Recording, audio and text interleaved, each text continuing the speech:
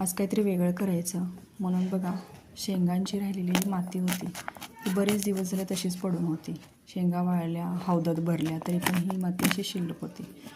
मग ती एका पिशवीमध्ये भरली, त्याचं तोंड एका साईडने गच्च बांधलं आणि त्याला खालून होल पाडले. आता कुंड्या तर शिल्लक नव्हत्या म्हणून मी याच्यावरच काम चालवायचा प्रयत्न केला. बघूया आता कसं झाडांची ग्रोथ होते. म्हणजे जास्त वेगळं काही नाही, पण कारल्याच्या ज्या बिया होत्या त्या माझ्या भरपूर शिल्लक होत्या आणि त्यामुळं मग मी त्याच एका प्लास्टिकच्या 1-2 ग्लासमध्ये रुजत घातलेल्या होत्या.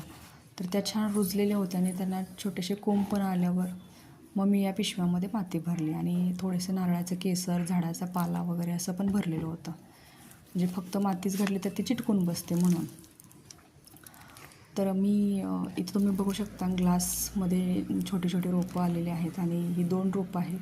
तर या पिशवीमध्ये मी 2 होल केलेत आणि हे मी आता ह्याच्यात लावत आहे. तर बघूया यांची ग्रोथ कशी होते आणि तुम्हाला वरच्या वर दाखवतच जाईन मी कारल्याचा वेल कसा आणि कुठंपर्यंत वाढत जातो. तर व्हिडिओ लाईक शेअर करा आणि फुल व्हिडिओ पाहिजे असेल तर कमेंट करा. धन्यवाद.